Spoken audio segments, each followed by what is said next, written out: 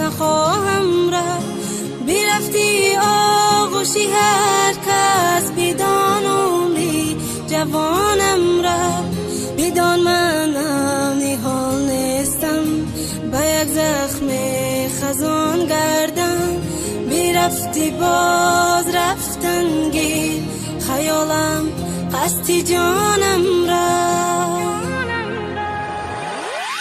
همش گناهی ما بود، با عشق بازی کردم. موضوع مرا بخشت گل بودی، ما خورد کردم. ترا دور کردم، ای آرزو و حواست نکی دشمنت نبودم. نسوزانه که برقصدم ها، من گناهگارم. فهمیدم خطایی ما، یک امتیازی دیگم بوده.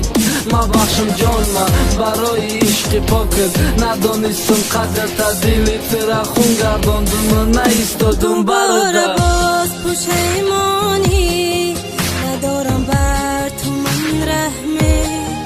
بیرختی تو نمک برخست، با آن جایی پر از زخمه. مکن بر هیچ کسی تکرار، با تو گویم خیانت کار. برایت قصه کردم، با گوشت میرسد صد بار. برایت قصه کردم، با گوشت میرسد صد بار. با تو گفتم مزن خنجر، به دل و جسم و جانم. برایت دشمنم امروز، با پیشت مثل مهمانم. نمیخواهم بگردانم که دنبالم غم و دردت. تو رو من عشقی پا گفتم، پشیمانم پشیمانم.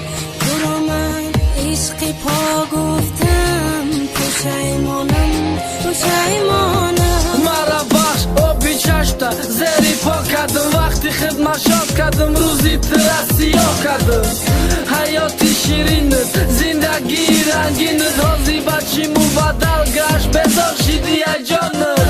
مرا بخش سببی اشکایی تو مشیدم. تو عشق میگفتی جان میدادی، ایره نمیدیدم. خنجر در دلت زدم، آهی دلی تو میگیرم. پیشی چشمم خون گرفته، کار بیای گیرم. باز پشیمانی ندارم بر تو من رحمه. بیرختی تو نمک برخست، با آن جایی پر از زخمه. مکن بر هیچ کسی تکرار، با تو